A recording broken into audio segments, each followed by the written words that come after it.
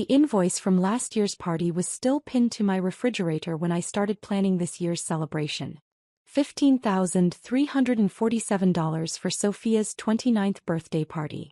Premium venue rental, professional catering, custom floral arrangements, live band, open bar, and a photo booth with custom props. 200 guests had attended, all raving about how magical and unforgettable the evening was. Sophia had cried happy tears when she saw the surprise video montage I'd spent weeks creating, featuring messages from friends and family from around the world. It had been perfect. Just like every year for the past 12 years. My 30th birthday had been 6 weeks earlier.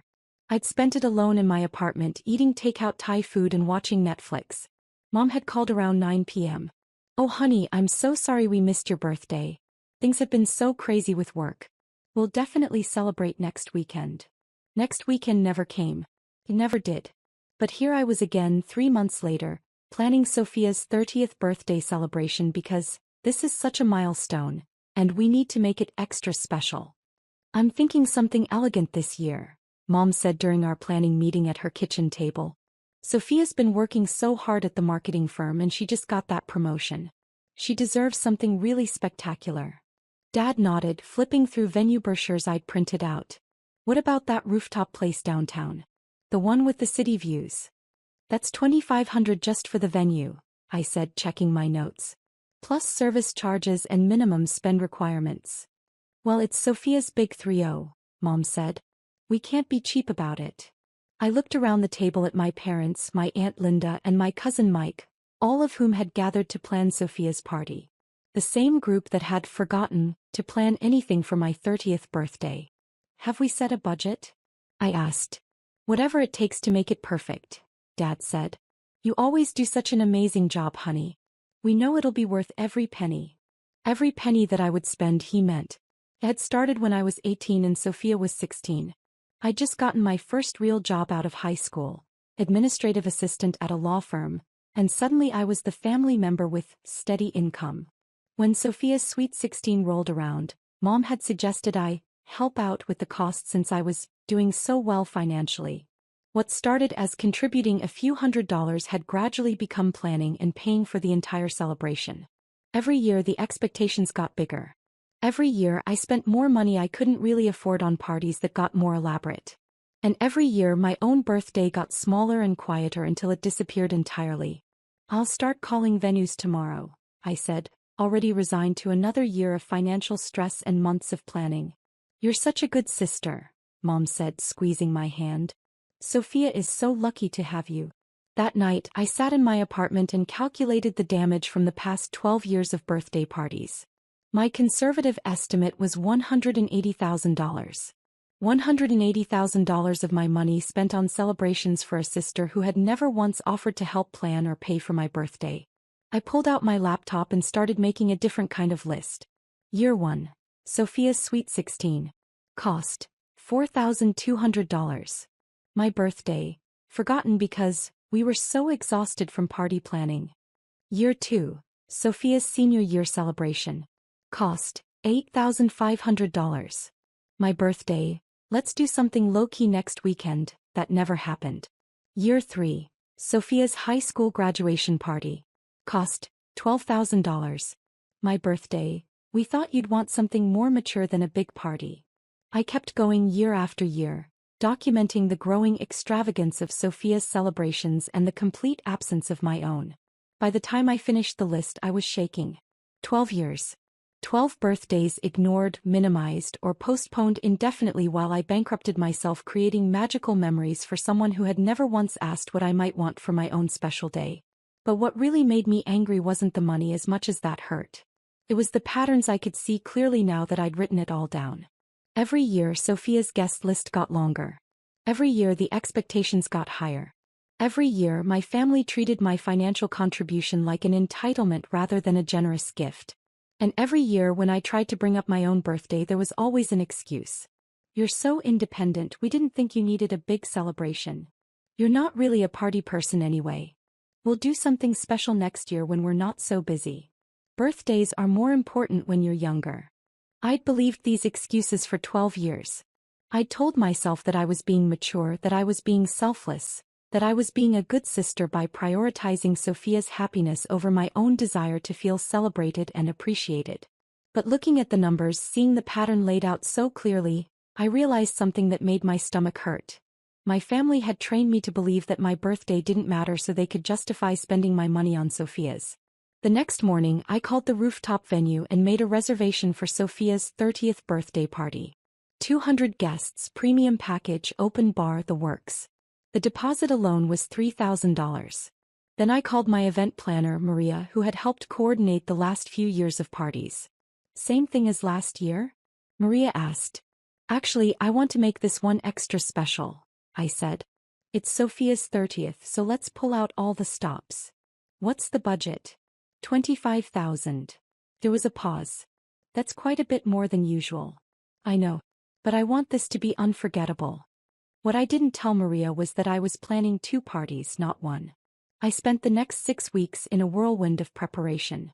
Venue coordination, catering tastings, floral consultations, entertainment booking, invitation design, and all the countless details that go into creating a perfect celebration.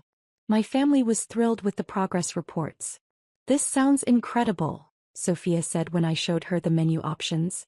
I can't believe you're doing all this for me. It's going to be the party of the year, Dad said, looking at the entertainment lineup I'd arranged. Everyone's going to be so jealous, Mom added. Throughout all the planning, no one mentioned my upcoming birthday. June 15th was 3 weeks before Sophia's July 6th celebration, and it passed without acknowledgement just like every year. I spent my 31st birthday at the venue, doing the final walkthrough with vendors and confirming last-minute details for Sophia's party. But this year was different. This year I had my own plans.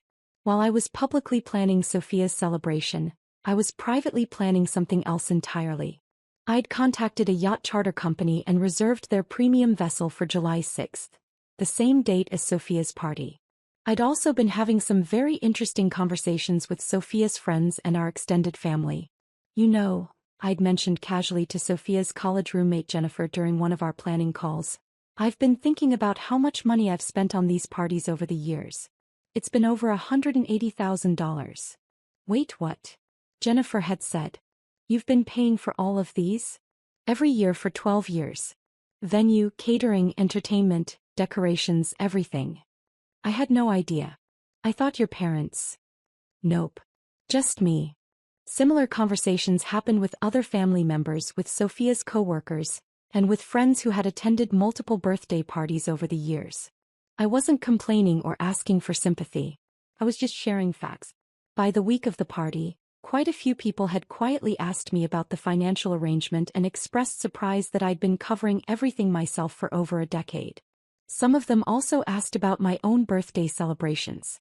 Funny thing, I'd said to my cousin Rachel, I can't actually remember the last time I had a birthday party. My family always seems to forget. The day before Sophia's party, I confirmed all the final details with the venue. Everything was perfect. The flowers would be delivered at 2 p.m. The catering staff would arrive at 4 p.m.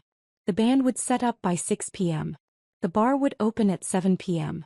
I also confirmed the details for my own celebration. The yacht would be ready for departure at 6 p.m. sharp. That morning I had one final conversation with my family. I'm so excited I can barely sleep, Sophia said when I called her. Thank you so much for making this happen, Jess. I know how much work you put into these parties. It's my pleasure, I said. You deserve to have a perfect celebration. Are you sure you don't need help with anything last minute? I feel bad that you always do everything yourself. For a moment I almost wavered. Sophia sounded genuinely grateful, genuinely concerned about the work I was doing. Then I remembered the 12 years of forgotten birthdays and the $180,000 I'd spent creating magical memories for someone who had never once thought to create any for me. No, I've got everything handled, I said. Just show up and have fun. What about you? Sophia asked. Are you going to actually enjoy the party this year instead of just running around managing everything? Oh, I have my own plans for tonight, I said. I'm finally going to celebrate properly. At 5:45 p.m., I was standing on the deck of a luxury yacht as it prepared to leave the marina.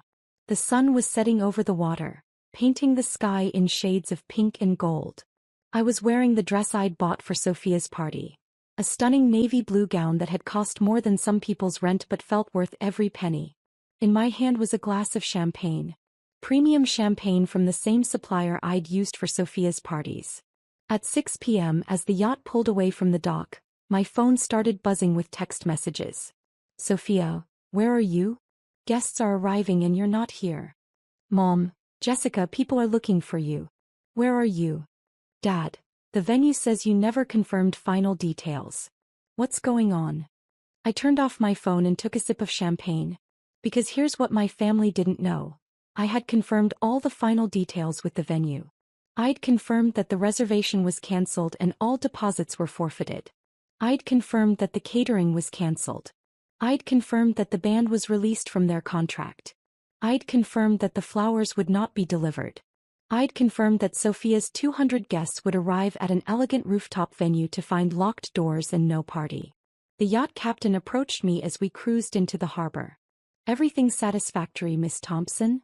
Perfect, I said. Absolutely perfect. I'd chartered the yacht for just myself, which probably seemed excessive to the crew. But after 12 years of throwing parties for hundreds of people who barely acknowledged my existence, celebrating alone felt exactly right. As we sailed into the sunset, I thought about what was probably happening at the venue. Sophia arriving in the dress we'd picked out together, expecting to walk into her dream celebration. My parents frantically calling me, trying to figure out where I was and why nothing was set up. 200 guests standing outside a locked venue, confused and disappointed. I felt a moment of guilt, then remembered spending my 31st birthday alone in that same venue, checking that every detail was perfect for someone who had never once returned the favor. My phone had 47 missed calls and dozens of text messages when I finally turned it back on at 10 p.m. I was back on dry land by then, sitting in an upscale restaurant I'd never been able to afford before I started spending $15,000 a year on someone else's birthday parties. The messages were predictably frantic and angry. Sophia, I can't believe you did this to me. This was supposed to be my special day. Mom, 200 people showed up to nothing. How could you embarrass us like this? Dad, this is unacceptable behavior. We need to talk immediately. Aunt Linda, everyone is asking what happened. This is humiliating for the whole family. But there were other messages too. Messages that surprised me. Jennifer, Sophia's college friend, I hope you're okay. After our conversation about the money, I understand why you needed to make a point. My cousin Mike. Honestly, it's about time someone called out how unfairly they treat you. Rachel, I'm proud of you for finally standing up for yourself. Even some of Sophia's co-workers had reached out. We had no idea you'd been paying for everything. The way your family takes you for granted isn't okay. I spent Sunday morning at a spa, getting a massage and facial that cost less than the floral arrangements for one of Sophia's parties. My phone continued buzzing with increasingly angry messages from my immediate family. Monday morning I called in sick to work and drove to my parents' house. They were waiting for me in the living room along with Sophia, who looked like she'd been crying. Sit down, Dad said in his most serious voice. We need to discuss what happened Saturday night. I celebrated my birthday, I said, taking a seat across from them. You sabotaged your sister's birthday party, Mom said. 200 people were left standing outside a locked venue because you threw a tantrum. I didn't throw a tantrum. I made a choice. What kind of choice was that? Sophia asked. To humiliate me in front of everyone I know? I pulled a folder out of my bag and set it on the coffee table. Inside was every receipt, every bank statement, every contract from 12 years of birthday parties. The choice to stop spending my money on celebrations for someone who has never once celebrated me. I opened the folder and began laying out documents. Year 1, $4,200. Year 2, $8,500. Year 3, $12,000. I continued through the list, placing each year's receipts in chronological order. The total amount I have spent on Sophia's birthday parties over 12 years is $184,637. The room went quiet. Now, I continued, let me show you what my family has spent on my birthdays during that same period. I pulled out a much smaller stack of papers. Receipts for the occasional birthday dinner that I had paid for myself. A few greeting cards. Nothing else. The total amount this family has spent celebrating my birthday in 12 years is approximately $300. All of which I reimbursed you for. I let that sink in for a moment. $184,000 for Sophia. $300 for me. And even then, you made me pay for my own celebration. Money isn't everything, Mom said weakly. You're right. So let's talk about effort and attention. I pulled out my phone and opened the photo album I'd created. These are photos from Sophia's parties. Every year the whole family participates in planning and celebrating. Everyone's there, everyone's engaged, everyone makes sure she feels special. I scrolled through 12 years of party photos. Sophia surrounded by family and friends, everyone focused on making her day perfect. These are photos from my birthdays. I showed them an album with 6 photos total. Me alone at restaurants. Me alone at home. Me alone, always alone on what should have been my special day. I have more photos of myself at Sophia's birthday parties than I do of my own birthdays. Sophia was crying now. I didn't realize. You didn't realize because you never asked. None of you ever asked. We thought you preferred low-key celebrations, Dad said. Based on what? When did I ever say that? He couldn't answer. The truth is, you convinced yourselves I didn't need celebrations so you could justify spending my money on elaborate parties for Sophia without feeling guilty about neglecting me. That's not true, Mom protested. Really? When was the last time anyone in this room asked me what I wanted for my birthday? Silence.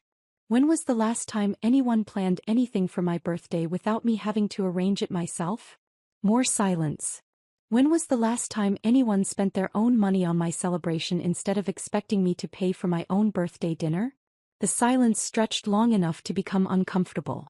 I have been financing my own sister's lifestyle for 12 years while my own family treats my birthday like an inconvenience to be ignored, I said.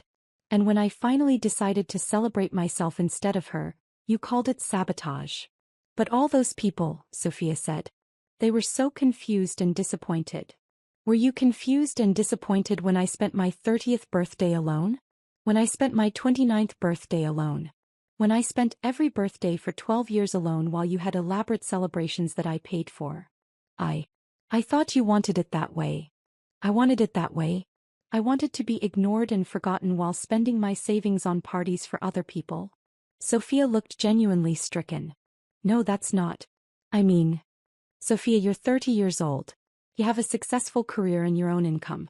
When exactly were you planning to start paying for your own birthday parties? I never thought about it. You always handled everything. Because no one ever asked if I wanted to handle everything. You all just expected it. I stood up and started gathering my documents. Where are you going? Mom asked. I'm done, I said. I'm done spending my money on people who don't value me. I'm done sacrificing my own happiness for a family that takes me for granted. And I'm done pretending that any of this is normal or acceptable.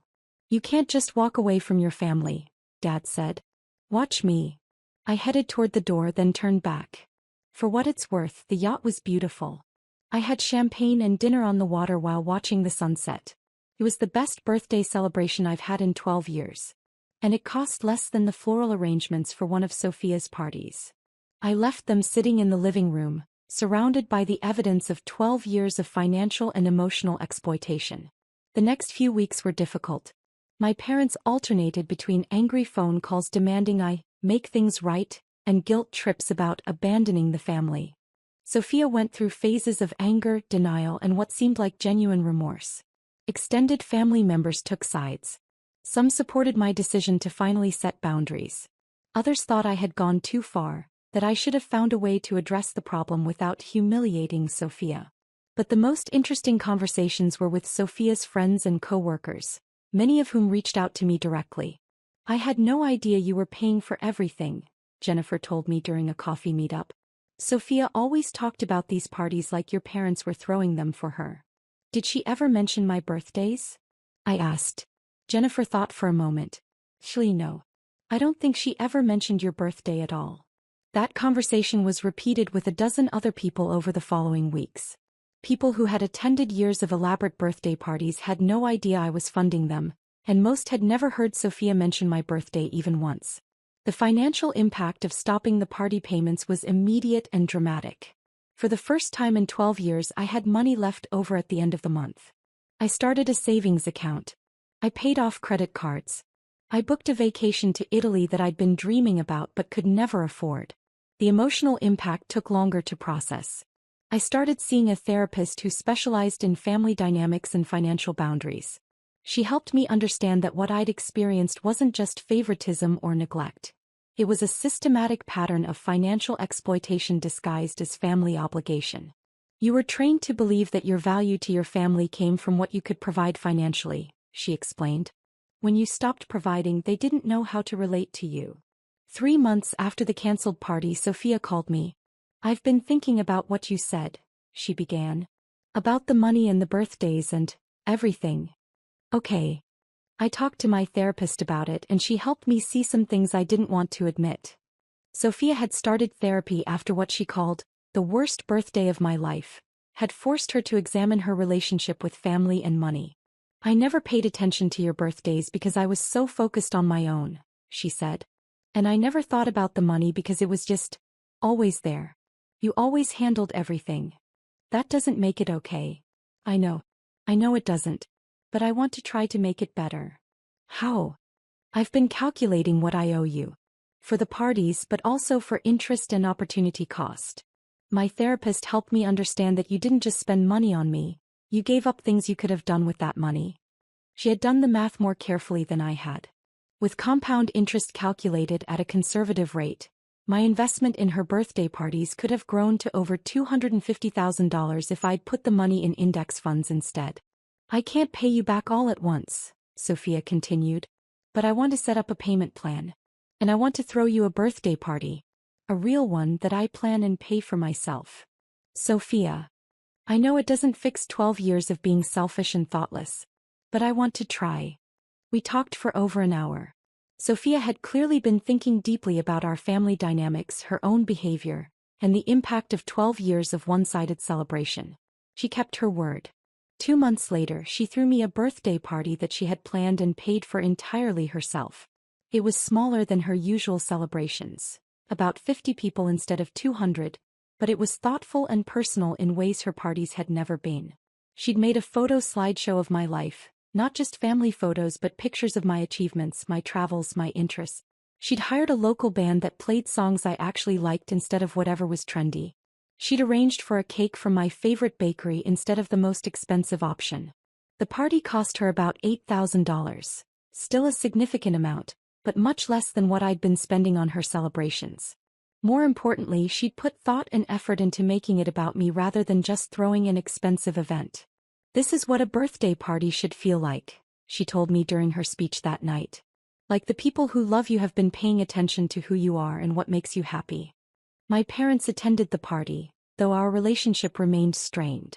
They still struggled with the idea that I had overreacted by canceling Sophia's party, but they couldn't argue with the evidence of how differently they'd treated us. "We never meant to play favorites," Mom said during one awkward conversation. "Intention doesn't matter if the impact is harmful," I replied. And the impact was that I spent 12 years feeling invisible in my own family. Today, 2 years later, our family dynamics have fundamentally changed. Sophia has thrown 2 more birthday parties for me, each one thoughtful and personal. She's also scaled back her own celebrations significantly. Last year's party was a dinner for 20 close friends that cost less than $3,000. More importantly, she pays for her own celebrations now and has started a repayment plan for the money I spent over the years. She sends me $500 a month along with a note updating me on her life and thanking me for my patience while she learns to be a better sister. My parents have slowly acknowledged that their treatment of me wasn't fair, though they still maintain that I could have handled the situation more maturely. They've started remembering my birthday, though their efforts feel somewhat obligatory rather than genuine. The extended family has mostly accepted that I set necessary boundaries, though some relatives still think I was too harsh. I've learned to be okay with their disapproval. Most importantly, I've learned to value my own celebration and happiness as much as I valued everyone else's. I threw myself an elaborate 30-second birthday party this year. Planned it myself, paid for it myself, invited people who genuinely care about me. It was everything I'd wanted for 12 years. genuine celebration, thoughtful attention, and the feeling of being truly appreciated by people who love me. The yacht was nice, but being surrounded by people who actually see and value me was even better. Sometimes the best gift you can give yourself is refusing to accept less than you deserve, even if it means disappointing people who have grown comfortable taking advantage of your generosity. My birthday matters. I matter. And anyone who can't celebrate that doesn't deserve a place at my table.